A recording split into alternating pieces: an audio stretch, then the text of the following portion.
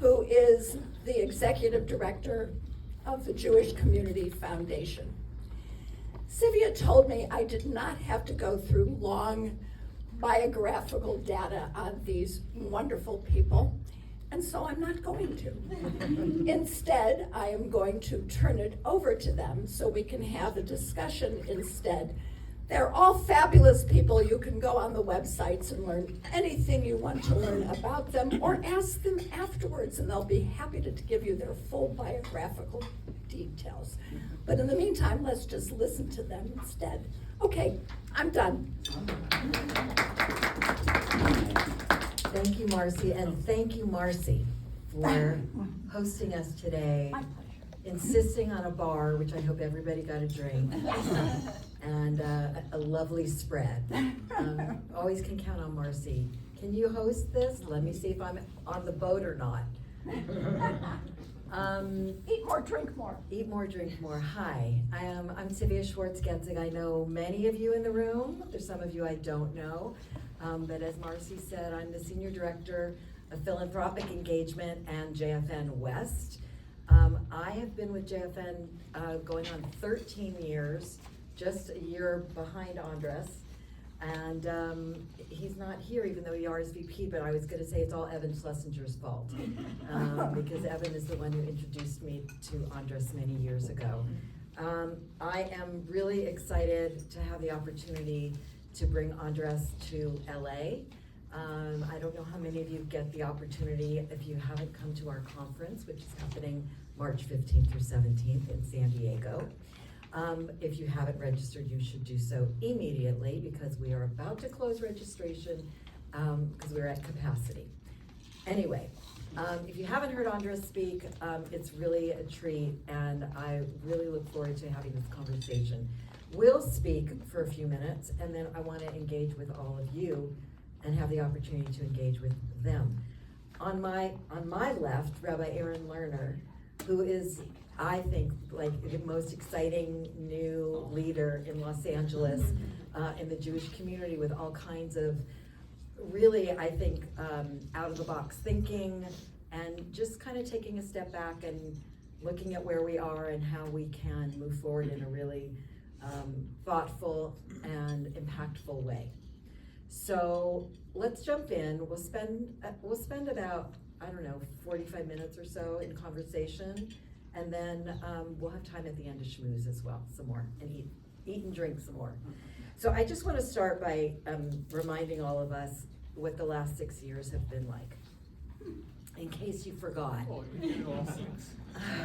Well, I was just thinking, COVID, I mean, there was plenty of stuff before COVID, but we had COVID, we had October 7th, which I can't even describe.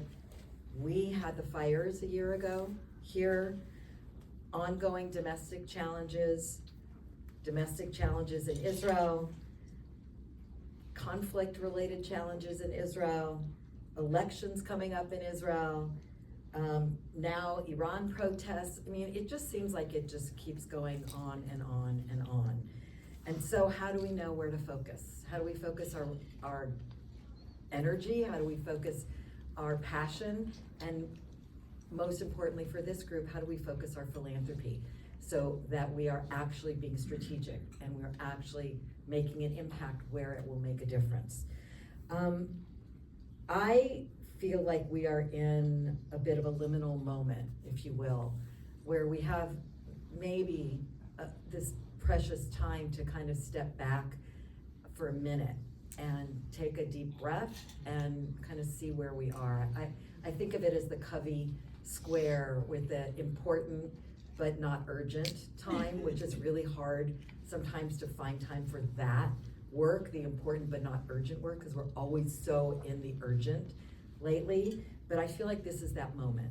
And so we have the opportunity with Andres and Aaron here to really get some thought leadership from two of the best in philanthropy. And so I'm very excited to start the conversation. So let's do that. The first question that I wanted to raise was, given everything that has been either a motivating or a really kind of a directive for many of us in the philanthropic world over the last several years. What is it today that you think is motivating giving as opposed to 12 months ago or 2 years ago? Has it changed, and if so, in what way? I'm gonna ask you, Erin, to talk about it from a local standpoint, and then Andres, if you could talk about it from a broader national and international standpoint. Thank you so much. I want to start by actually saying that we lost my predecessor this week. So Marvin Shotland died last week, and about 9 of us had the chance to go to the funeral. He's buried next to his daughter. It's beautiful. His wife is okay. His family is okay. His 35 people that were surrounding his family and his wife were super supportive, and it was really beautiful. But what Marvin oversaw was the transition from a community that had what I would call limited means to a community that has almost unlimited means now.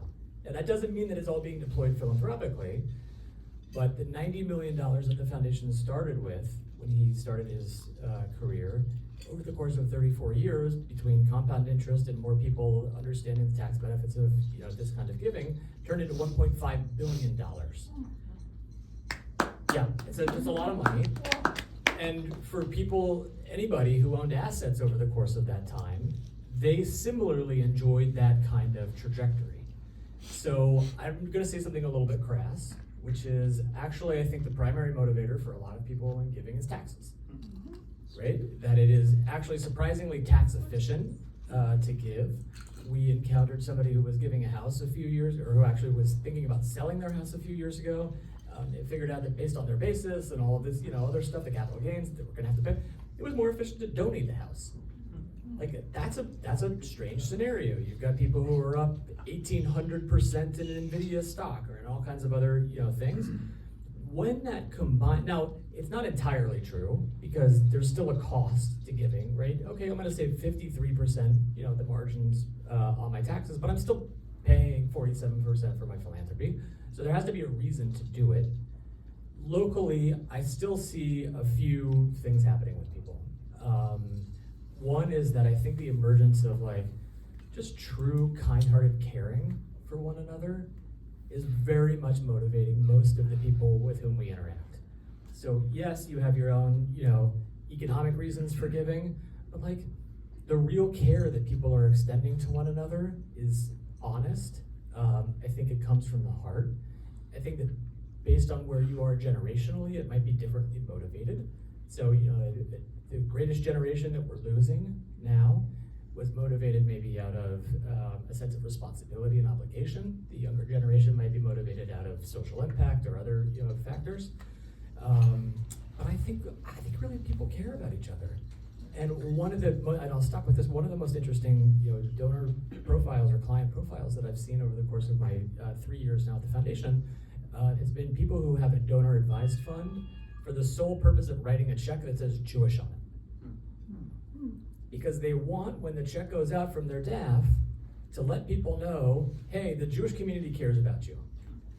And that's I had never even really thought about that, but I was meeting with people today for lunch who have a not particularly Jewish last name, and if they just give to, whatever causes around town. So we have people who actually direct all of their non-Jewish giving through the Jewish Community Foundation, just as I wanted to let you know that I care about you. Yeah, and good. Okay. So I actually agree with most of what you said. I would just say that the changes in the motivation for giving are not from the past 12 months.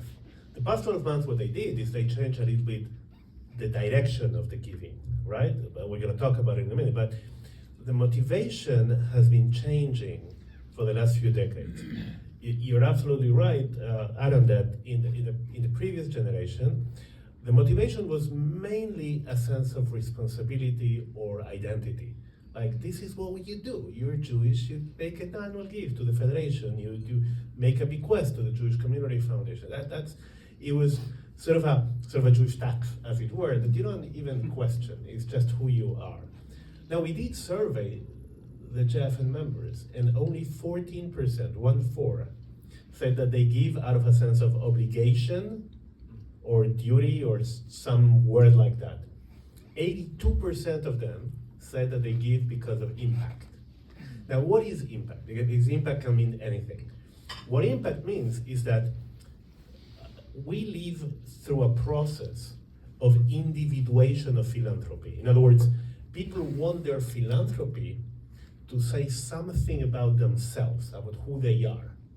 If you get a bit philosophical, there's a philosopher called Charles Taylor who talks about the expressive individual. The 21st century is the time of the expressive individual. Everything you do has to express something about you, right? So having an impact is actually having your philanthropy say something about you, who you are, and the impact you want to make in the world. And that's a major change that for some of us is very unsettling, right? Because it means that you have to make a case that you didn't have to make before. That it was a given. You have to give to the Federation. But now you have to make the case, and you have to make the case in a language of impact, which is the language that especially young people, but not only young people, that it's not just, it's older people too. So that's the first part. Motivation, impact. Yes, underlying that, there's kindness, human beings are an altruistic species. Like it's ingrained in our DNA to be altruistic, to help. There's an instinct to do that. But how we do it is very cultural, right? And that culture has changed. And in the last 12 months, I think that what has changed is a very sharper focus of where the main priorities are, right? That focus is getting less sharp now. It's blurring, and I hope we're going to talk about it later. But basically, I would say there were four main areas that people care about. And this is a brutal generalization, so don't. Of course, Israel, relief and reconstruction. Second, anti-Semitism.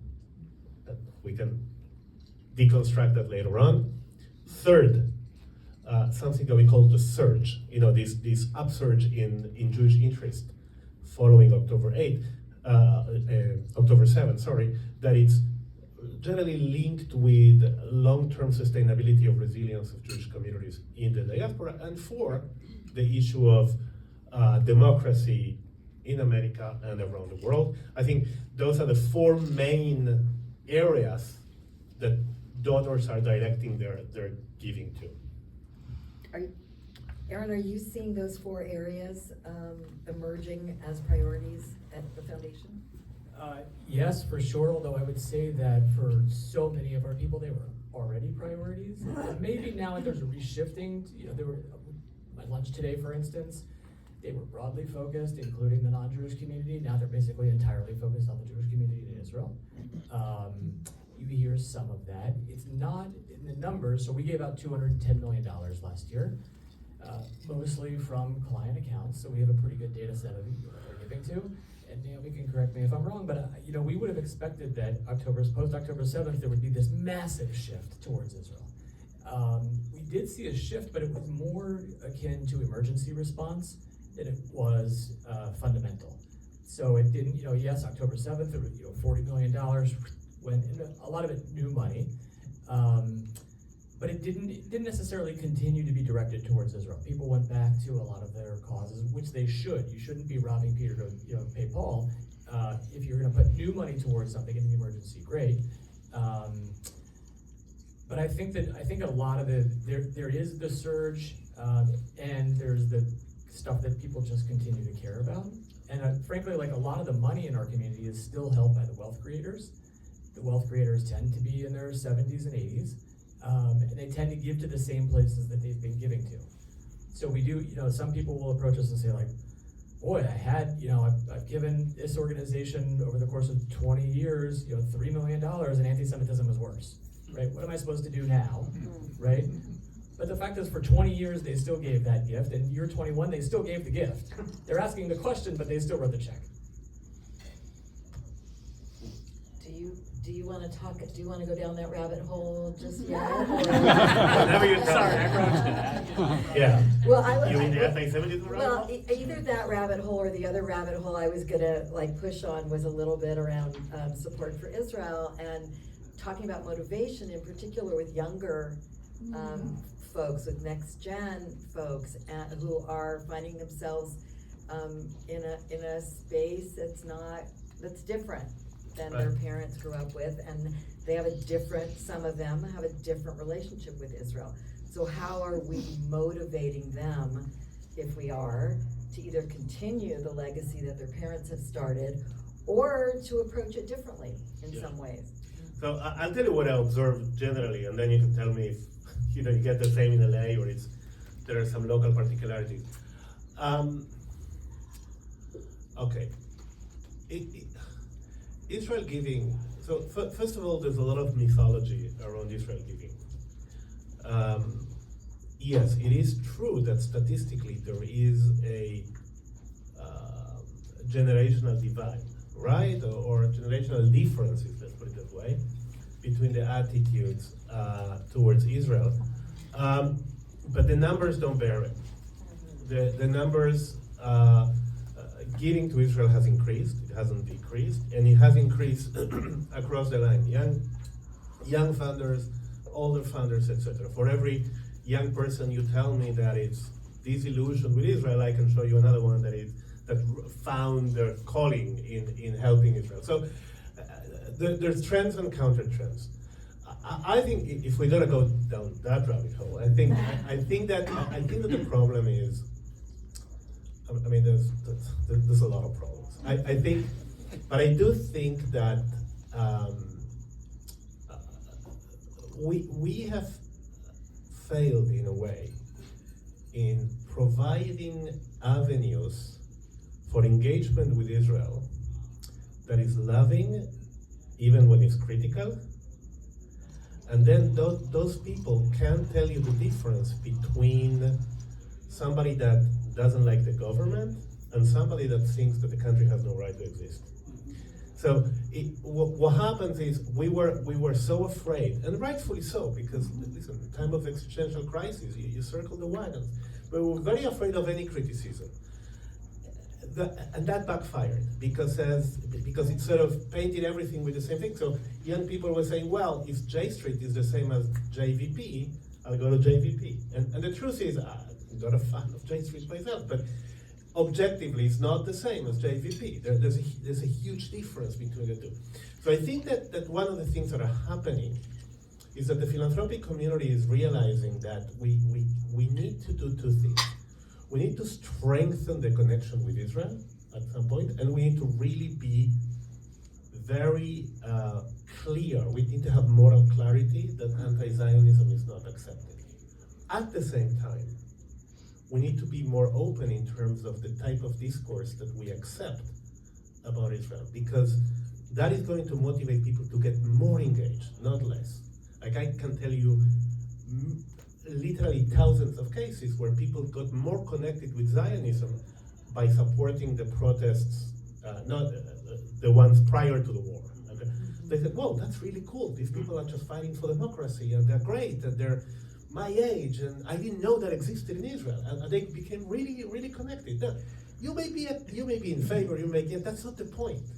The point is that we as funders, we need to help provide avenues for engagement. Even if we don't love what these people are doing, it's much better that they are engaged critically and lovingly than not engaged at all. At the same time, I think that we need to be very, very clear that Israel is not a consumer good that, if it doesn't satisfy you, you throw it away and no, if it doesn't it's your project. If it doesn't satisfy you, get engaged, work, find Israeli allies and work with them. It's not a country on probation, it has to satisfy me, if not I disengage. What does that mean? No, it's you, it reflects you, so get engaged. Anyway, I think that funders are doing that. I think that the war, at the beginning at least, put all that on hold a little bit, and it was like, we're gonna support Israel and we're gonna do, but those questions are coming back more and more. And I think that we need to be very smart now. We need to be very, very smart. about providing avenues for everybody to connect with Israel. I mean, regardless of what you believe and what your ideology, what your politics, everybody has to find their avenue. So I spent a decade on campus. Lucy joined me for some of that. Now she works with the Blazer Foundation. So what I'll say is, a couple of things. One, I don't worry too much about young people, because young people are in the business of trying on identities, trying on new thoughts, trying on figuring out who they are. That's their job. That's exactly their job. It's exactly what they should be doing. I actually would worry sometimes about the ones who came in and they were like, this the whole time. It's like, okay, I'd rather actually that you learn to be like a little bit flexible. Like imagine if the basis for us was what Andres was talking about, that we came from a sense of love for one another, and we also had the skills to be able to have conversations with each other. Great, forget about Israel for a second. Like, wouldn't that be better for humanity? So I look for opportunities that actually provide that. When I used to talk with people about, what happened often is that like the older generation would come and they would start attacking, Hillel, and you guys have to tell the students to, to do this. I was like, okay, great. Your parents and grandparents, like how often does that work for you? In a way that you're approaching them. But what you really needed was for people to say like, oh wow, okay, I understand the importance of this. It's okay for me to be critical. I see Israelis who I actually agree with, and so I'm gonna like find out more about them. Like, oh, maybe I'm like Meretz, right? Or maybe I'm like Likud, or maybe I'm like, but there's a sophistication to it that's missing. You said smart. I think that in so many ways, like the conversation has just become so flat that it's like boring. Like at a certain point, I remember when Twitter came out, and I was like, that's a dumb idea. Like 140 characters, I'm gonna get some unique perspective. Like I just never got into it. I could never understand people who were like so into it. I was like, really? Like what depth can you possibly get out of that? None. The flattening of complexity is probably the biggest problem we have as a society and as the Jewish people. Like things are not simple. Nothing is simple. So I mean, it is a little bit normal in times of war that people revert to us versus them, right? Good guys versus bad guys. It's normal, but that's good for a few months. Then you have to go back to a more complex, to a more nuanced. There's a great book that I just read in French. It's Le Courage de la Nuance. How do you translate that? The courage of nuance. The courage of nuance. Like sort of, it's so much difficult to hold complexity, complexity and opposing views, and say that they're not necessarily conflicts between right and wrong, but between two rights. And it's true. Israel has to be strong and defend itself because it lives in a tough neighborhood, and we can't be naive about that. And at the same time, Israel has to uphold certain values, not because of others, but because of our own moral fabric. It's not black or white, it's fine. It's like the world, gray is beautiful. But we don't live in a society that rewards complexity. We live in an environment that flattens complexity. And I think that one of our roles, I don't know where this went out of the question now, but I think that one of our roles as community leaders, because every funder is a community leader, I think that one of our roles is to reintroduce complexity in the conversation. It's going to be hard at the beginning because, as you say, you have to compete with 140 characters and the clickbait and the But at some point, I think people are gonna want to get into that. When you try to do that, people get it. Did you want to say one thing? Okay, go ahead. So Andres wrote a great article back in September called "The Fight Against Anti-Semitism: Passion Isn't Enough." Maybe if we have a follow-up from this, we could send out the article. Because you're not trying to raise money, you were able to say a lot of the things that everybody else who has to raise money couldn't say, right? And I often felt that, so I want to say just a few things about funding in the anti-Semitism space. One, I'm at a loss, frankly. And this is not public. We make decisions about organizations that we do fund. And we have, 7 or 8 organizations that we believe in and that we're, continuing to give money to. And when you look at the data and you look around the world, it's unclear who has a theory of change that's actually working. Oh, it is clear. Nobody. Right, okay, good, great. See, Andres can say it in a way that even I don't feel quite comfortable saying it.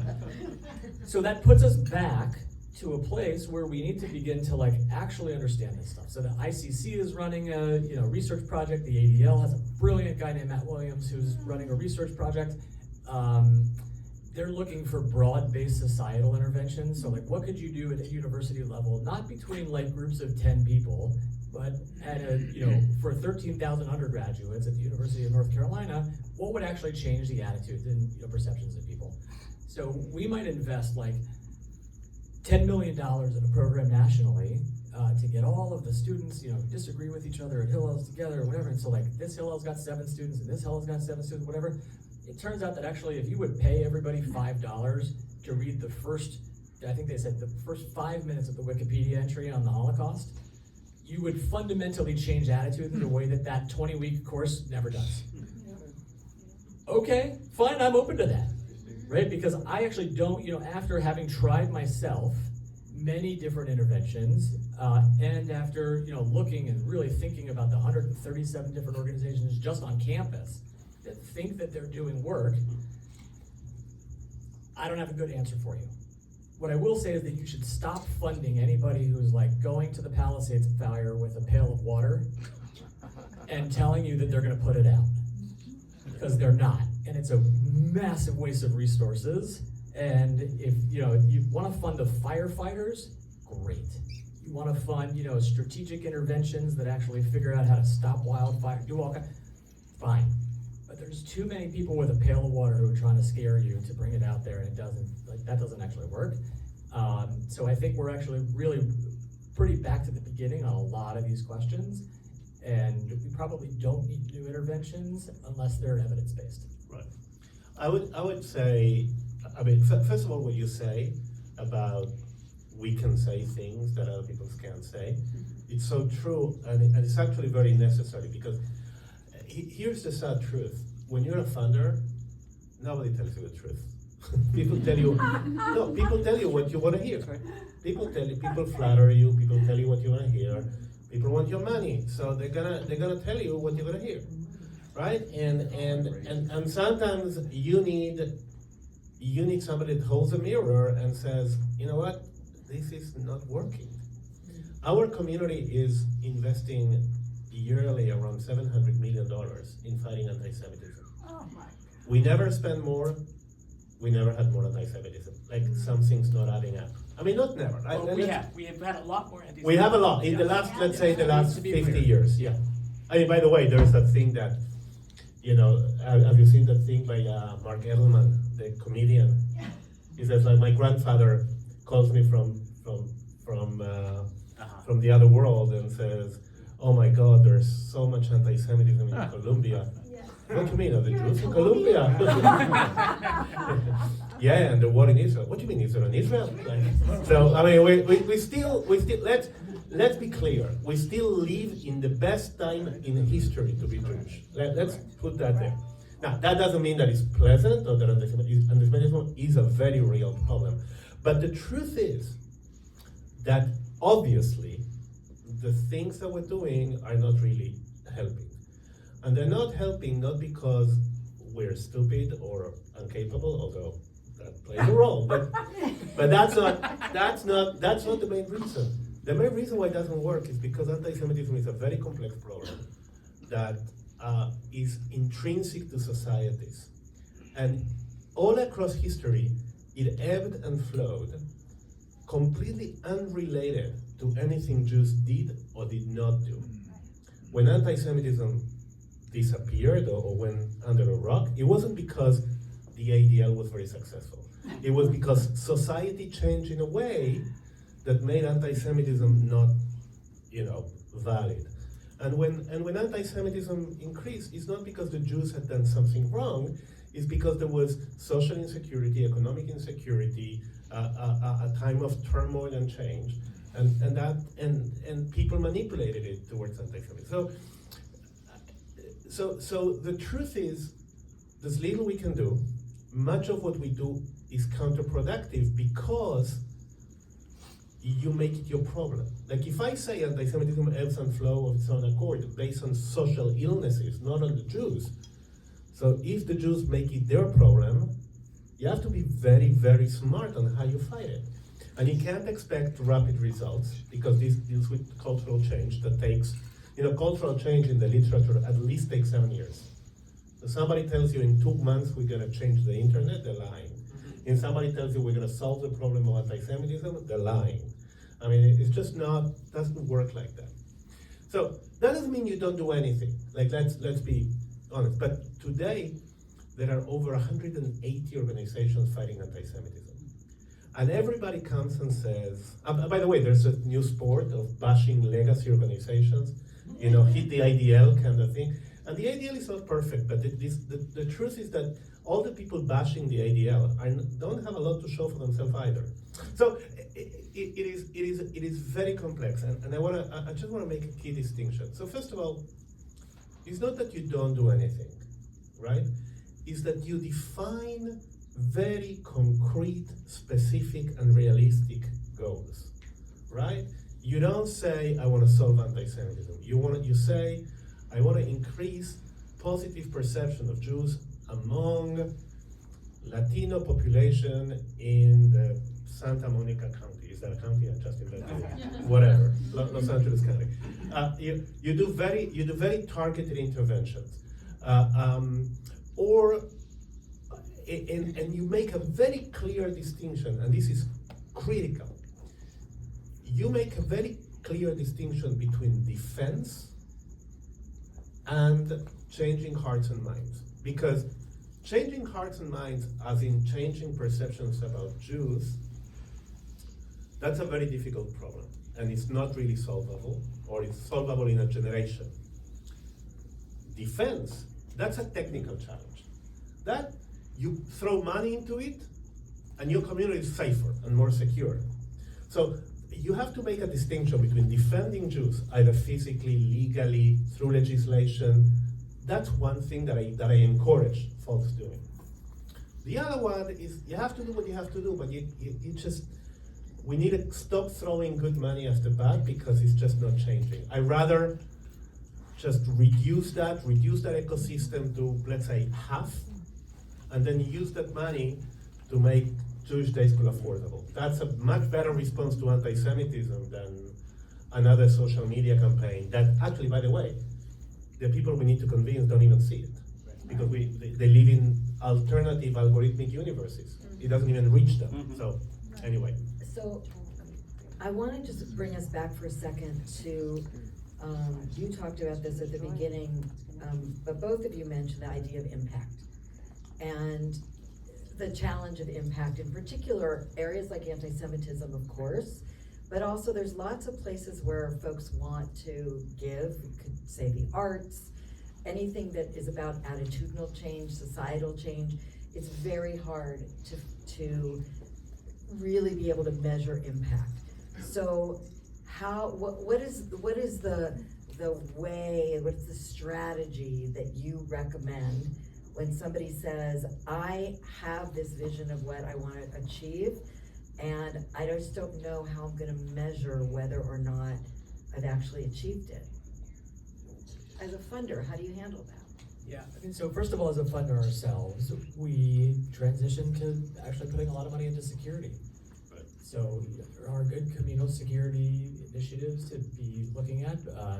Locally, you've got CSI from the Federation. You've got Magen Am that actually has cars driving around. If you talk to the LAPD, my neighbor was broken into for like the third time or something, the sliding glass door, and the guys, they came and they were like, oh, I've got him on camera or whatever. The LAPD came and they said, oh yeah, we know him. And what do you mean you know it? Like, go out and arrest him. They're like, it's not really like our priority. Like, there's 8 cars between here and the beach. Like, we have a lot that we need to be. If I see him, yeah, I definitely will arrest him. But like, well, there's none. Or we had somebody who stole a check and wrote themselves a check for $25,000, whatever. Like, the LAPD, they weren't even interested. So, though it makes me sort of like bristle and uncomfortable to think about, these kinds of, sort of private initiatives that we have to do for ourselves to keep ourselves safe have become really essential. So we've partnered with the Federation for now the last 2 or 3 years, combining money that was meant for infrastructure or meant for other stuff, just put it towards guys with guns. Because even a single person who's outside of an institution, who's broadcasting, hey, don't come here, right, will either deter or stop something that potentially is happening. And we probably have stopped multiple incidents that we don't even know about because somebody drove down Pico and they saw armed guards and they said, I'm gonna go someplace else or I'm not gonna go at all. So I think right now, unfortunately, that is a key part of what we're trying to do. If you want to be a very sophisticated funder and you want to bring a lot of money to bear, then I think you can really get into societal change and metrics and evidence-based, but like the person you're talking to has to really be able to explain to you the SMART goal that they're trying to achieve with all of the elements of exactly how that SMART goal plays out. And if not, they're probably not going to be able to achieve their goals. So like Fuente Latina, for instance, might be able to achieve the very specific niche kind of thing that you're talking about. Latinos are super important. They've got access to media. This is exactly how they work. We fund them. I'm much more skeptical about other people who are like, oh, we're going to train some young people and they're maybe going to go to campus and like tell the narrative that, I haven't seen that work. I wanted to just ask you if you could talk about it, putting aside anti-Semitism. Yeah. In other fields, Yeah. how do you make decisions? How do you help people make decisions in other fields when impact is hard to measure? Yeah, I think other places impact is hard to measure, but it's because there's less emotion in a lot of those places, you might actually be able to like say, to have a more productive, evidence-based kind of conversation. I don't think it's impossible in a lot of those areas. If you're funding in poverty, you should be able to say, great, like how many beds do you have? How many people came through? What's the long-term results of people having come through this program? And places should be honest, right? So at Beit Tshuva, I think is pretty honest about their results, like about recidivism and is about, all of the different elements of that. And if they can tell the story and you can sort of like track it and the science works and the math works and that, okay, I'm actually more optimistic about funding in some of those areas than I am in more nebulous, emotionally driven areas.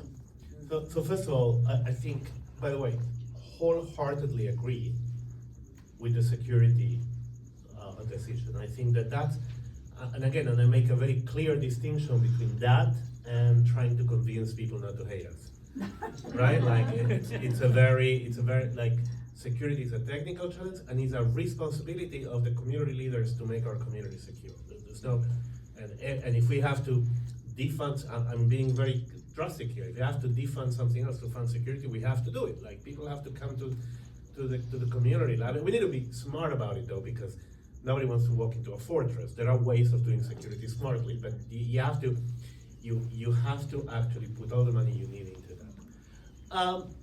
I think that there is the question of measuring impact is a question that bedevils philanthropy in general, right?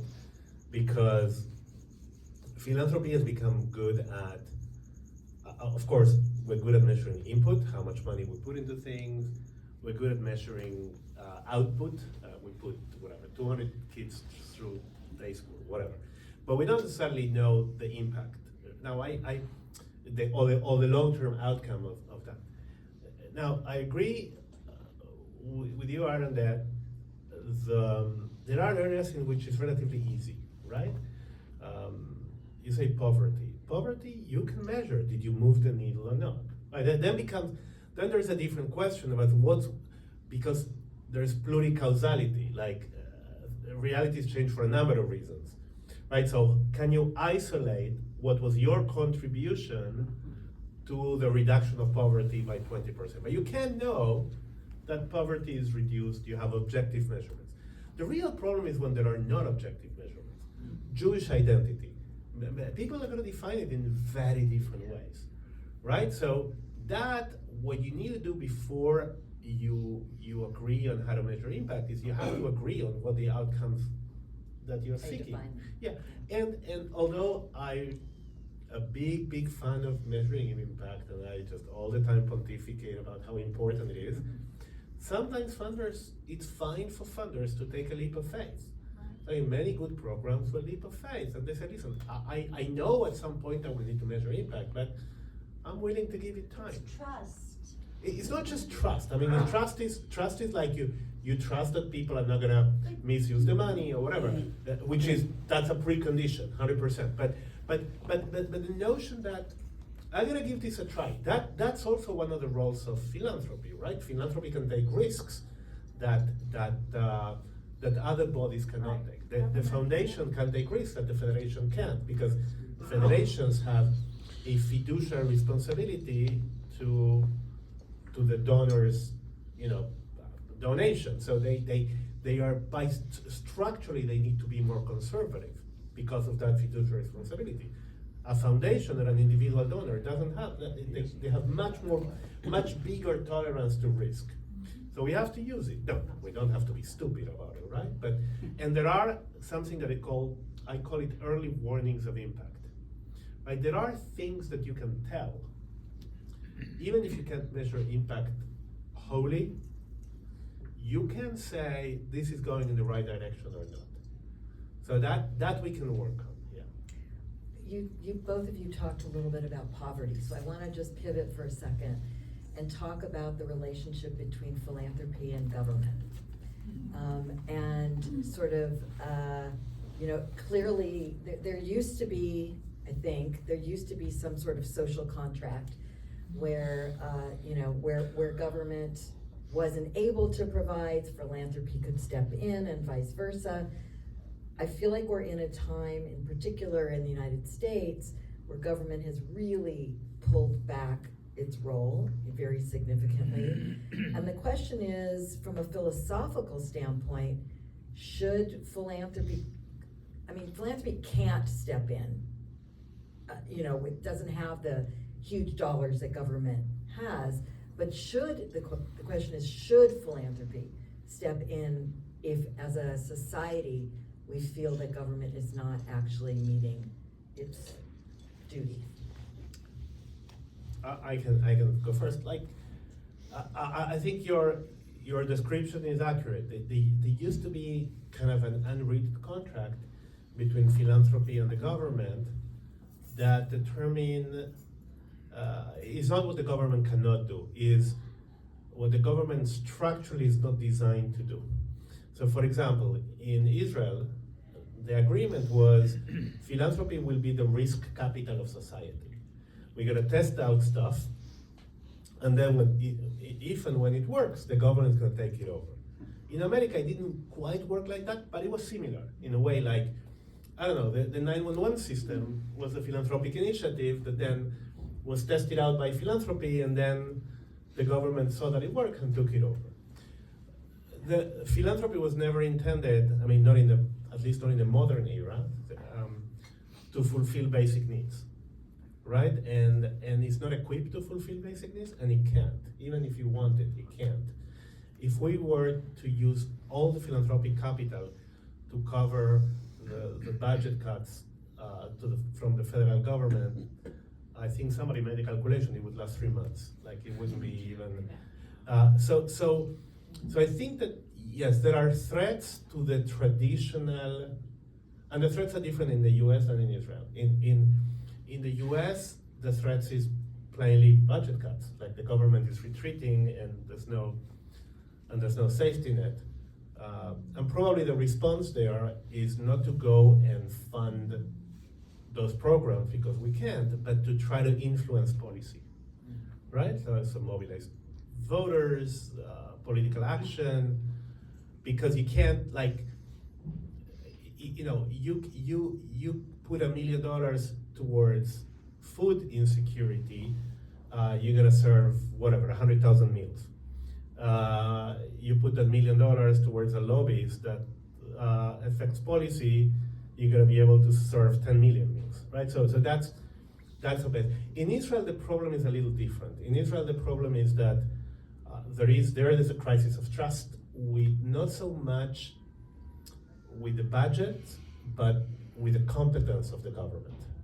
So, and this is not political or controversial. It's simply, as we see during October 7 and its aftermath, the philanthropy does not trust the competence of many government officials, many government ministries.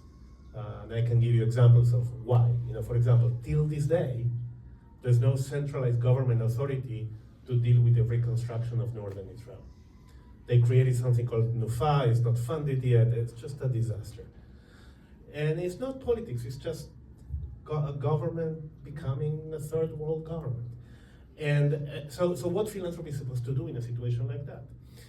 So far we're figuring it out. What we're doing in Israel, for example, is we're working directly with municipal authorities and with the towns itself, not with the central government.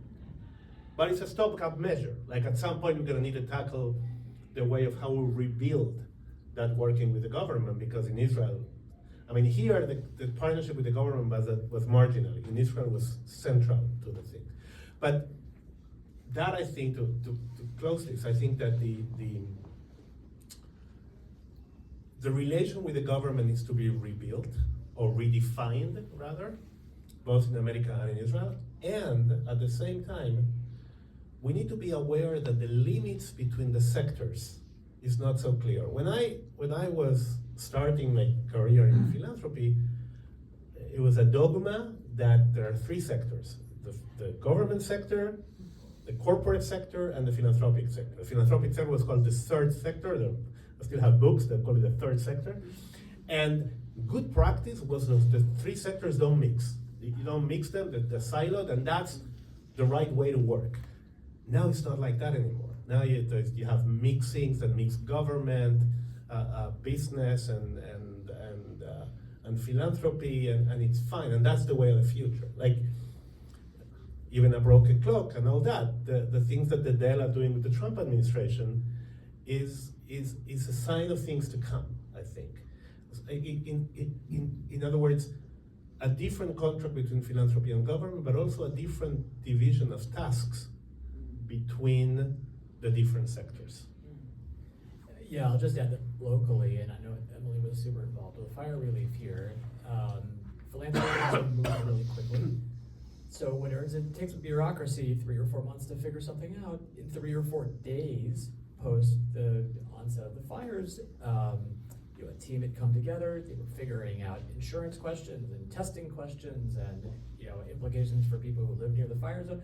Like the County of Los Angeles wasn't even close to starting the conversation. It was already done and wrapped after 3 or 4 days. Now there's a philanthropist down in Santa Monica who's got billions of dollars to spend. He said, "What do you need?" I said, "Probably $10 million. Great, hire the right people, get the smartest people on it, figure it out." And they figured it out, and they went back to the county, and the county was like, "Okay, awesome," right? Like we were just never going to figure that out very quickly. So there are some big wins in those kinds of areas. The other thing that I'll say is that economics plays a huge role here as well. So the splitting of those different things actually doesn't accurately describe what's good for people or good for the earth, because what's happening in economics more generally has actually brought out, and you can remember the statistic, 137,000 people a day for the last 20 years have been lifted out of extreme poverty. Now, if that was the headline of the New York Times every single day, I'd be okay with that, right? Another 137,000 people were lifted out of extreme poverty. They have some access to medicine, they have some access to food, they're not starving, they're not whatever. That's absolutely incredible. Some of that is USAID, and some of that is philanthropy, and some of that is interventions. Most of it's economics, right? Most of it's about opportunities for rice farmers in Asia and for folks in Africa. And there's billions of those folks, but there's actually, if you want to go away with a little bit of hope today, that's still what's happening. Tomorrow, 137,000 people will be lifted out of extreme poverty yet again, and that's pretty awesome. So yes, there are huge gaps, and we need to work on those gaps, and we need to make sure that the United States, in the world, has people who love us and who we're doing the work that we could and should be doing, and the economics are playing a potentially bigger role than anything else that philanthropy could do. I want to open it up in just a second to conversation, but I want to ask you one more question, and this is. So can I Yeah, add something about the relation with the government that can? Yeah. One of the things that government, and this has nothing to do with good government or bad government, the thing structurally not very good at doing, is they're not very good at taking care of things that are not normative, right? Like, so for example, something that the government of Israel did very well in the south was evacuating the people of the Gaza envelope, right? They did it overnight, 100,000 people, puff. But governments can do that. They can mobilize, they can requisition, 5,000 buses, put people in, schlep them in a requisition hotel, they can do that. What they can't do is they can't think, for example, oh, wait a minute, what if somebody has mobility problems and they can't leave? What if somebody is deaf and can't hear the announcements that they have to leave? The philanthropy sometimes is very good at doing those gaps, right? That the systemic response generally leaves behind. And again, it's not because the government is bad, it's because simply the governments are set up to deal with norms, with something that is normative. They can't possibly think of every exception. That's where civil society can play a role. The government can say, we're gonna send social workers, but the government is not gonna think those social workers are gonna be burned out in 3 days. They're just not set up to do that, right? So we need to think about that. We need to think, when the government is bad, the government is bad. When the government is good, what are the gaps that remain in the systemic response? It's interesting because the title of this talk was, or this conversation is Beyond Crisis Mode, Philanthropy After 10/7. And so I guess the question I want to ask before we open it up is, how has it changed? And how are people, what are you recommending today in people's, not so much where to give, but how to give? What's the strategy that folks should be thinking about today as opposed to a year or two or 4 ago? So I'll just say is, people are getting older, they're thinking about their legacies. We're having a lot of legacy conversations with folks. And institutions that have been here that are being passed from, the wealth creators to the second generation, to the third generation even. Most of those conversations that we're having, the healthiest conversations that we're having with people are about actually ensuring your legacy now. So either giving away the money now, or putting it into an endowment now. Just because, you have kids does not mean that they care about what you care about. Don't necessarily leave it to those kids. At least not if you want to dictate what happens into the next 50 and 100 years. You cannot rely on your kids to do that for 2 reasons. One, they may not do it, but 2, it's unfair. Right? Like that's not fair. If they don't care about what you care about, there's something called an endowment. You establish an endowment, you put it in there, either you do it at the institution or you do it at the Jewish Community Foundation. We'll send checks every single year to the 13 organizations that you really care about, and your kids don't have to fight about it with each other. They don't feel burdened by your dictum from the grave. And I think that that's actually really healthy.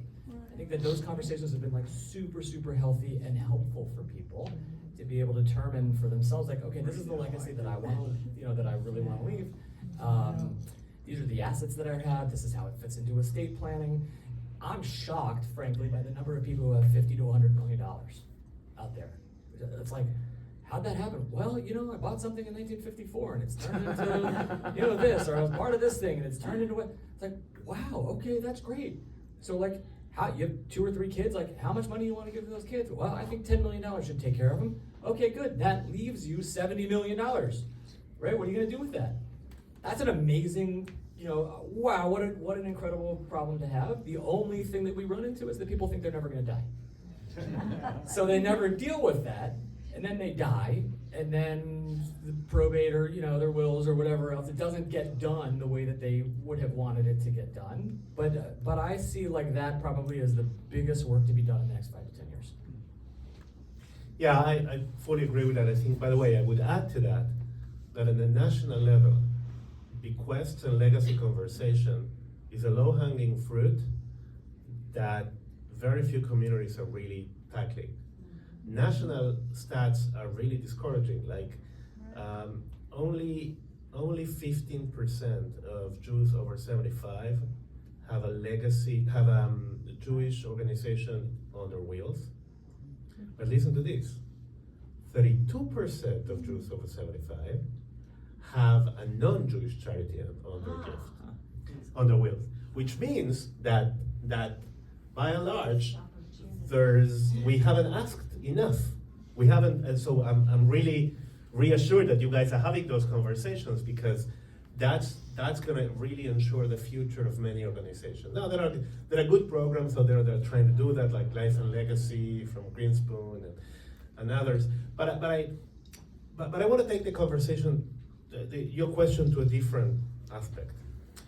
In terms of how to fund, I think that there has to be a basic recognition that the world changed, and that's a truism, of course. But that, you started you started off saying that we've been in crisis for 6 years. That's not healthy, and that's not 6 years. That's not a crisis anymore. That's a crisis. Crisis is a medical term, really, and crisis means the point that night where the patient either dies or recover. Like this, it's a night. That's a crisis. Now, you can't live 6 years in crisis. That's not. So the first thing is the recognition that the reality has changed, and that the expectation of certainty and stability that we used to have is no longer there. So we need to operate differently. We used to operate in a way where we assumed that somehow the context was going to remain stable, or more or less stable. It was, the technical term is bounded stability. Within certain limits, it's going to be stable. That's not the world anymore. I mean, all the events that shaped the last 30 years were unpredictable. Or weren't predicted, let's say. They weren't unpredictable, I know, but nobody predicted them. The fall of the Berlin Wall, was unpredicted. 9/11 took us by surprise. October 7 took us by surprise. The financial crisis of 2008, yes, you could have predicted, but nobody did. Like we don't. So Trump's election, whether you like it or dislike him, it was an earthquake in American politics that nobody predicted. So we can't operate assuming stability and predictability anymore. We need to restructure our operations, assuming that the unexpected is going to happen, that is going to surprise us, and that we need to be prepared. Now, how do you prepare for the unexpected? Sounds like a contradiction. Well, there are things you can do. For example, the reason why the civic society in Israel responded so well after October 7 is because we had, and I said that the philanthropic sector, we had created mechanisms for communication and coordinations before the war, where they were there from previous Gaza war. And they worked. People knew how to call, people knew who to call. The second thing that we have to do is, because things are unpredictable, people cannot live hand to mouth. Organizations need to have things that we don't like funding, like redundancies and overhead and stuff like that. Reserve funds. A reserve fund, etc. And by the way, the crisis doesn't have to be tragic like a war. Israel, for example, something that you may not know. Israel, for example, for 2 years didn't have a budget. The government couldn't agree. Now, no money. and they had no money. Yeah. Now, organizations that didn't have a reserve couldn't operate. Organizations that had a reserve could go. They end up getting the money, but it took them 6 months to get a check that should have been sent automatically. Yeah. If you don't have a reserve, you can't make payroll. Things like that are old school, in times of uncertainty became very relevant. The third thing I'm going to say is you need cognitive diversity in your boards and in your communities. One of the reasons why we're surprised by things over and over and over is because we live in echo chambers. If you live in Middle America, you weren't surprised by Trump's election. If you live in the bubble of Brooklyn or San Francisco, you're, oh my God, how can this happen? If you live in Indiana, you're not surprised. It was obvious for you, right? So in the same way, in October 7th surprised us because there was a conception. It was sort of a shared belief among all the security establishment that when the girls from the Tatspitaniot, how you call it, the lookout girls were telling them, we see stuff, they dismiss it because they were all thinking the same way. So in times of crisis, you always need a red team, always. And the fourth thing, I mean, there's many more things, but the other thing I was going to say is that the most important thing that you need is to take care of yourself and of your grantees. No, seriously, because listen, a crisis puts you in fight or flight response, right? And fight or flight response is not designed to last for 6 years. Fight or flight mode is designed to last literally for 30 seconds. Like you see a tiger in the woods, the fight or flight response kicks in, but then it's very unhealthy to keep yourself on adrenaline all the time, and that's how we're living. So I think that we need to take a deep breath, assume that this is the way it's gonna happen, take care of ourselves. One of the things that we did in Israel that was beautiful is that, I mean, not we, one of our members of JFN said, here's a grant so that you can buy a night out for your staff in Israel. Simple, like pay them a babysitter for, like they're all, generally young women that have children and their husbands or the spouses are in reserves and they're overwhelmed with work and taking care of the kids. Okay, here's money for babysitters. Just go and just relax, take a nap, watch a, simple things. But we need to take care of ourselves because this is the new reality. This is not a crisis. Mark. So I want to ask about anti-Semitism, but really as an example. I think there are over 200 organizations in Santa Monica combating anti-Semitism. And if you take the $700 million, that's 100 Super Bowl commercials. That's more than the entire ad roll for the Super Bowl.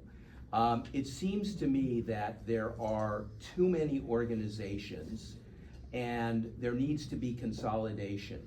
Shouldn't the funders and the people recommending funding, instead of being sources of finance and funding, perform a strategic role of consolidation so that they can be more effective?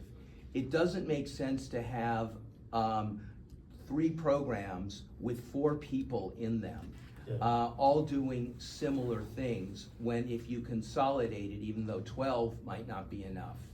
And there should be a role of saying, no, we're not funding, but we recommend that you consolidate or merge. Yeah. What responsibility So, do yeah. you have in that regard? I'll take that from a national level and then if you want. So, Mine too. so there's many parts to that question. Definitely, there's too many organizations. That's not even a question. There's too many. When you talk about Super Bowl, I can actually tell you, Super Bowl ads cost $134 million. That's what we spent, like the Robert Kraft program. Well, it was 7 mil for 30 seconds. Right. Right, so you take 7, that's 50. That's 50 minutes of ads. It's a yeah. lot of ads. But it doesn't. But the problem is that nobody knows if that is doing anything. We don't. Of course. We don't. We really don't know. Actually, there's some research that shows that some of the ads we put out there, not necessarily Super Bowl, some of the ads we put there backfire. Yeah. They create more anti-Semitism. But that's not the point. The point is more strategic. Do funders need to encourage mergers or consolidation? Yes. So the short answer is, of course, yes. The long answer is it's more complicated than that. First of all, I tell you, because let's face it, the funders are a big part of the problem. No, seriously, in many of the cases, it's the funders who create that duplication. Everyone's making their own Chavez. Not everybody does. The funder, like, you come out of the, whatever, hedge fund industry, and you look at the community at fighting anti-Semitism and say, how hard can it be? I have an idea, I'm smart, I'm gonna tell you how to do this, and if you don't listen to me, I'm gonna create an organization, and I'm gonna hire my own people and I'm gonna do it. And it turns out that you can be very good at running a hedge fund, and you know jack shit about fighting anti-Semitism. And you fail, but you're never gonna say you failed. You're gonna say, I'm failing because people are not joining me. So consolidation means, I'm very, very crude but very realistic here. For many people, consolidation means everybody to join me. That's what people, when people say consolidation, that's what they really mean. Yeah. That's a monopoly of one, though. Correct. No, it's an oligopoly, yeah. Oligopoly. So here's what I think it's a realistic thing to consolidate, right? Yes, certain organizations should disappear and they should be given 5 years of runway. You couldn't prove that you're making a difference, just the founder should say, just go home. Or merge with somebody else, just fold into somebody else. Now, there's a smart way of doing, oh, by the way, the other reason why there's no cooperation or consolidation is because nobody wants to do messaging that they don't like, right? If you're on the right and I tell you, well, in order to convince people you have to do left-wing messaging, you will not want to do it. If you're from the left and I tell you, in order to fight anti-Semitism, you have to ally yourself with Christian evangelicals, you don't want to do it on ideological grounds. So that makes consolidation very difficult because people don't want to cross ideological boundaries.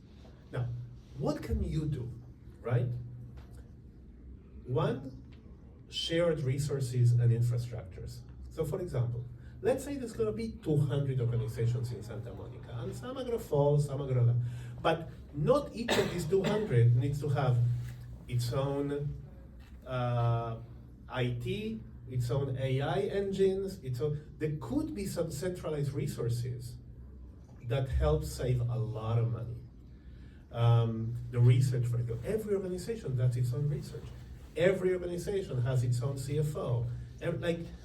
You could provide platforms for shared services that are a first step towards mergers. That's the first thing. The second thing is, and this is something that we're doing at JFN, I invite you to look at our website. We did a whole study on the field of anti-Semitism. You can be very aware of the places where there's overcrowding and the places where there are gaps. Now, in college campus, there's overcrowding, and there's diminishing returns on negative returns. We need to close organizations that do college because it's too many. Now, in other areas, there's they're underserved. For example, K-12, you saw us all thing here in California with K-12 education. There's precious little organizations dealing with K-12. A lot of organizations dealing with Instagram and Twitter and achieving little, and very few organizations dealing with Wikipedia that you mentioned before. Now, Wikipedia is a huge problem there. So sometimes it's not really about forcing mergers. It's about showing people an honest view of the field. And then people hopefully will come to the right conclusions. And we start by using strategic alliances, shared resources and infrastructure. We continue by identifying overcrowding and gaps, and that's the beginning of a more efficient system. I'll just tell a joke. If you go home tonight, you watch the Life of Brian clip on YouTube where Brian goes and he sees these people, in the Roman Colosseum 2,000 years ago, and he says, "Oh, I'm here to fight the Romans." And they say, "Oh, yeah, good, we're here to fight the Romans." And he says, "Is this the Judean People's Front?" And they say, "Feh, we're the People's Front for Judea." Brian says, "Okay." And then they say, "The only people that we hate more than the Romans are the Judean People's Front." We've been doing this for a long time. We have a lot of history of Jews, trying to do it their own way. I think that sort of captures the moment, and I agree with everything Andre said. Okay. Yes. Hi, my name's Courtney. I'm new to JFN. This has been very insightful, so thank you. Hi, Courtney. The study you mentioned in the field, that's on the portal, and is my understanding is that you list all of the organizations? We don't list the organizations. Okay. We deliberately don't do that for security reasons, obviously. Okay. Now, what's in the portal that members can access, and no members can actually read the 2 articles I wrote on it. They give the overview. I wrote one, the one that Alan mentioned in EJP, and another one in the Sapir Journal. In the portal, what you get is the overall report that identifies, you know, patterns and trends and issues, and most interestingly, what the report has is it has a taxonomy of the field, because one of the things that we discovered is that people talk about fighting anti-Semitism. Now, fighting anti-Semitism is not a thing. It's like Jewish identity. That's not a thing. Like that's 300 different things. In the case of anti-Semitism, literally 300. Like, so one of the big problems in the field, and that goes to your question, is that organizations are not clear, and in many cases don't even know what piece of the map they're covering. Understand what I mean? Like, they say I'm fighting anti-Semitism. Well, what does that mean? Well, I'm doing campus. Campus is 61, literally, 61 different things, right? So what the report does is that it surveys the field, but then it proposes a taxonomy of the field so that organizations and funders can be much more precise about what it is that they do and want to do, or what they want to fund or want to fund. Now, in terms of the organizations, as I said, for obvious reasons, we don't put it out there, but people that want that information can call us and we'll walk them through it. Okay. Is there also like a behind the scenes filter of who you guys think is doing it right Yes. or wrong? Yeah, Okay. it's Just not request it's not that. evaluative. We don't say it's doing it right or wrong. Effective or But we less don't. What we effective? do. We don't get there in the report. We get there sort of in like one-on-one. We can tell you that. But the truth is that it all depends. We don't do that because it's not yes and no. It depends what you want to achieve, right? You could tell me this college organization is unsuccessful because it's not changing the views of progressive non-Jewish students. And you can tell me, yeah, that's true, but I want this organization to strengthen my own troops. Impactful within its theory of change. Right, exactly. If they're effective within their theory of change, that we can tell. And that exists in behind a firewall. That exists in the form of a curated conversation. Let's put it that way. Okay, cool. Second question. Yeah. You mentioned culture change. I guess this is a question for both. A couple years ago, Darren Walker came to Phoenix and he spoke, and the funder that I work with spends a lot in criminal justice and has been very progressive with how he allocates funds, funding feature films, documentaries, TV shows, all about wrongful convictions. And we partnered with Jamie Dimon to create the Second Chance Business Coalition and accelerate fair chance hiring, which reduces taxpayer dollars and da-da-da-da. Are there other examples that you've seen at the Community Foundation in different niche areas that are effective in change that we could learn as Jewish funders and apply that to anti-Semitism or hate crime? Yeah, so I mean, I'll tell you just in general, we have launched community impact funds at the Jewish Community Foundation, which are meant to address areas that people really care about. And the rationale is not public, but the list of the organizations that we fund is public. So at least, and you can talk to Naomi afterwards, who's sitting here. I have our, sort of full rationale, but if you want to look, I'll just read the first top 10. We do fund the ADL, we fund the AJC, we fund Club Z, we fund Facing History and Ourselves, we fund Puente Latina, we fund New Ground, a Muslim-Jewish partnership, we fund Open Door Media, we fund Stand With Us, we fund Zionists. So that's in the combating anti-Semitism and sort of culture change category. And then more like, are there hero projects that have worked in other issue areas that we can apply similar methodology? Because arguably when I look at what this funder did in criminal justice, I'm like, we should really take that playbook and apply it over here. So, that, by the way, that's an excellent question, because we generally don't learn enough from other communities. And that's something that's been occupying me a lot. Who has managed, to change public perceptions very forcefully and very effectively in a relatively short period of time? And the first example that comes to my mind is marriage equality. Marriage equality went from being unthinkable to being obvious in 10 years. Like it's pretty insane what happened with marriage equality. So I'm trying, I had a conversation on my podcast with Faye Twersky from the Arthur Blank Foundation, precisely about that. What was the secret sauce? How was that done?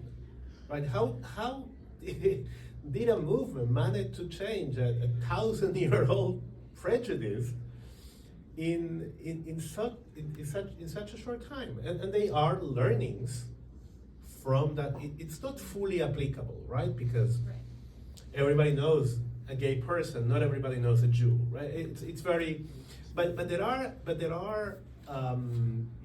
elements there of how do you change perceptions that can be learned from. The other thing, and there are many examples like that that are so obvious that we don't even pay attention to them anymore, right? So I think it's we need to learn more about what worked in large scale social change, and how we and by the way, hey, again, you may like it, you may not like it.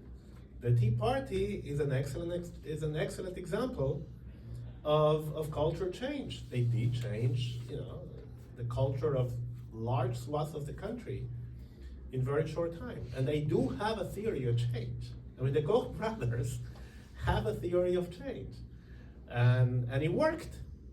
By the way, one of the things that I'm gonna tell you is like,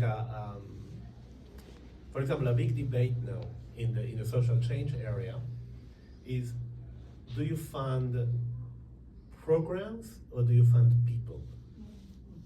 Right? And that's very acute now in Israel. In Israel, so the right wing, the Kohelet Fund and people like that, they fund people. The more progressive side funds program. Right? And of course, the right wing has been more successful, but the jury is still out. So those debates are very important. And is there a forum within JFN that we could participate in? Yeah, it's not one forum. It's an ongoing conversation. But yeah, definitely it's and by the way, JFN is a platform, right? So members. I mean, I think most of you are members. If There's not, a lot of people who don't know that much about JFN. Maybe you want to say. So JFN is a membership organization. The members are funders, and funders are either individuals or institutional foundations or community foundations, like the case of LA. By being part of the JCF, you are almost automatically connected to JFN in some form. But and JFN's goal is to expand the breadth and the impact of Jewish philanthropy. We're agnostic of where people give. We're not agnostic about how people give. We're going to tell people, like, I'm not going to judge your motives or your interest, but I'm going to tell you, based on your interest, this is what you should be doing, not who you should be funding, but this is how you should be operating. The way we achieve our mission is by working with funders either independently or collectively, right? And by fostering collaborations and providing opportunities for funders to collaborate with one another.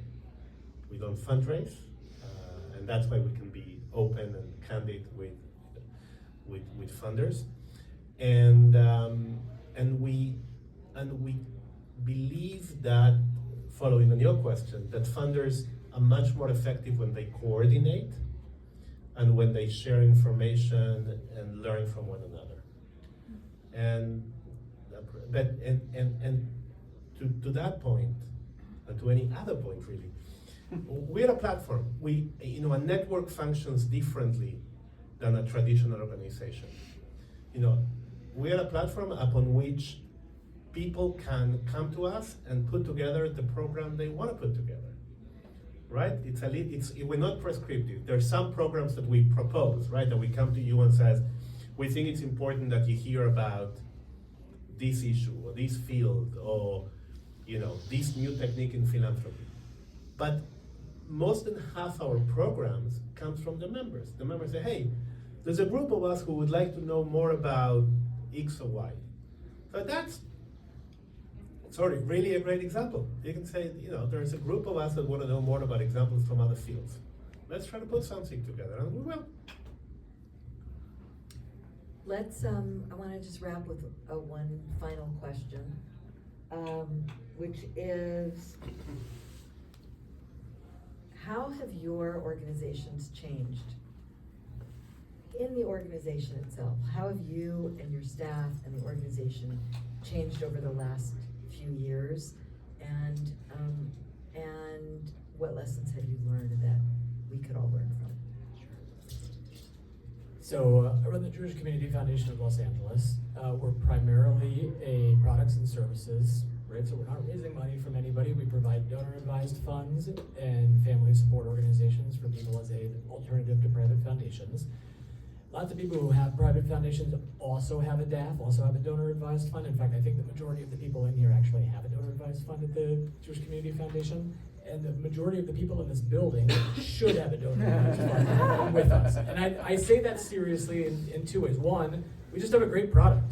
Like, we're get the human, product out there. I actually have a DAF at Schwab. I tried to call them once. I was on the phone for 45 minutes on hold, and then they said that they would call me back, and they didn't, and they didn't know the answer. Like, we're the get the human personalized client services like DAF, same cost as the other vendors.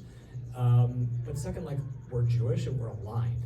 We care about the city. We care about what people actually care about. We can give great advice on the sort of range of what people want us to how we can actually help them give their money away. That's a change, possibly, from the way that we had been, which is largely focused on our own grant making.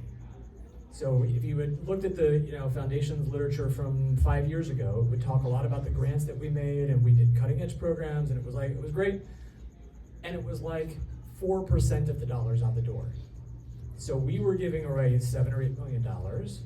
But on $200 million, that's actually not that interesting. The really interesting number there is the other $192 million that clients are giving away. And what kind of conversations can we be having with them to help them do it more effectively and do it in areas that we think maybe are the community priorities? So that's I think the biggest change for us is that we've become, and the competitive landscape has changed around community foundations as well. Yeah. It used to be if you wanted a DAF, you went to a community foundation. Now you go to Morgan Stanley or Goldman Sachs or Schwab or wherever. You're not values aligned with those people. You're still paying them, but you're giving the bankers bonuses, which is fine. There's advantages for some people to being in that kind of product, but we didn't adapt to that. For 30 years, we were just kind of like happy to offer what we offered. So in the last 3 years, it's really been a get the scrub brush out and make this much more competitive. By the way, I think that I fully agree with Darren. I think that everybody should be considering opening an account with the Jewish Community Foundation because, first of all, is a way that allows you to marry two things. Communal philanthropy and private philanthropy used to be like opposed to each other. Right. But the Jewish Community Foundation allows you to do two things. You're doing something communal, but you're doing something independent. Secondly, the Schwabs of the world and the more, they're in it for the money. It's not a question. The only thing they care about is to have your assets under management and there's nothing wrong with it. It's just, they have to live, I guess. But that doesn't go back to the community. Here, it goes back to the community, and if you're not sacrificing returns, which you're not, you get very similar. They use the same investment product, so it's a no-brainer. You should do it on the community foundation. Anyway, how the last couple of years changed JFN?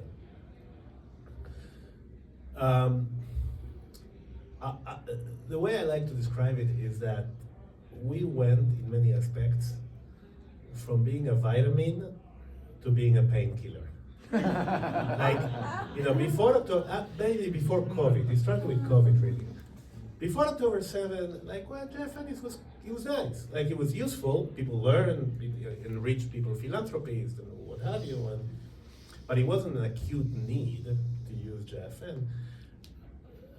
After the day after October 7, we were out there with a list of how you can help and connecting with Israeli funders and we did scenario planning in November 2023, like about how long the war is going to last. And it was pretty, I think we could fill a gap in the community of a rapid response and help organize the philanthropic response to the crisis, which was very important, and we're very proud of what we did. But it also means that the organization changed a lot. Like things that we don't do, like putting lists of organizations. After October 7, we did, because we couldn't say, like, people want to give, so we're not gonna be dogmatic and say no. Our Israeli office, doubled in size, and that, was, so we became, we're much more activistic because there's a crisis and because we can't waste money. I'm not prescriptive. I don't tell people what to do, but I do, as in that article about anti-Semitism, we don't have the luxury of being too diplomatic. Like if I think that the community is wasting money, putting too much money into things that don't work, I'm gonna say. I'm not gonna point fingers, you did it, but I'm gonna say, as somebody who has a perch that can observe the community from 30,000 feet, it's my responsibility to say what I see, and we took that role a lot. The other thing that it changed us is that it made us reflect also on the deep root causes of many of the processes that we're seeing. So let me give you an example. We have a session at the conference about democracy and why democracy is backsliding all over the world. Attack from the right wing, from the left wing, what's happening, and we try to elevate that conversation. It's not about talk about this or that president, this or that prime minister. It's about why all over the world liberal democracy is in trouble, and there's root causes to that. There's a change in the media landscape. There's economic insecurity. There's mass migration. There's things that are eroding the basis of modern society. So I think that that's a conversation that the community is not having, right? In any area, like, why do we struggle with Jewish identity, assimilation, and the like? Because we live in a society with radical free choice and expressive individuals that want to find their own way. So if we can try to think about problems differently, I think that now is the time to do it. But the last thing in which it changes, it didn't change us, but it's a challenge. And I'm not telling you anything you don't know. The community is very polarized, the Judean Popular Front. And we are a platform that is very diverse and very pluralistic. We do have limits. We don't. We're a community. Every community has boundaries. If not, it's not a community. So we do have boundaries, but within those boundaries, there's a lot of plurality. So we would have the Edelson Foundation on the one hand and the Nathan Cummings Foundation on the other, left and right. And we could have secular and religion, and it's an ongoing challenge to keep a place where different people can have conversations, and that's going to get worse before it gets better, I fear. But precisely because of that, we need to hold the fort and keep having a space where different people can meet. You sort of stole my final remark, Andres, which was what I was going to share just very, very briefly, was that I personally find JFN to be one of the few places in the Jewish community in the United States where we actually do have the big tent. And it really is, if you come to conference, which I encourage you all to do, and it's easy, it's in San Diego. It's in San Diego, it's very close, we're about to reach capacity, so if you're interested, we need you to sign up right away. But what I wanted to say is you come to conference and you will see somebody wearing a black kippah and you'll see somebody wearing, tie-dye. I mean, it is a place where Jews, on the political realm, religious identity realm, Jewish identity, all of it, there is such diversity. And it's a place where people can find a conversation where those differences are not the reason for getting together. The reason is we care about the environment, we care about Israel, we care about whatever it might be, and you can find partners that you would be surprised are sitting at the same table together, and that, to me, is very hopeful and is a breath of fresh air. I want to just end, because I know it's getting late, I want to thank Marcy again for making us keep eating, as she says, and really, really want to thank Aaron for joining us, and Andres for taking time while you're in LA to be with all of us. And I look forward to doing more of this in the year to come. Have a good evening. Thank you much. That was fun. We agree on a lot of things. Does that surprise you? I mean, I knew it was wrong.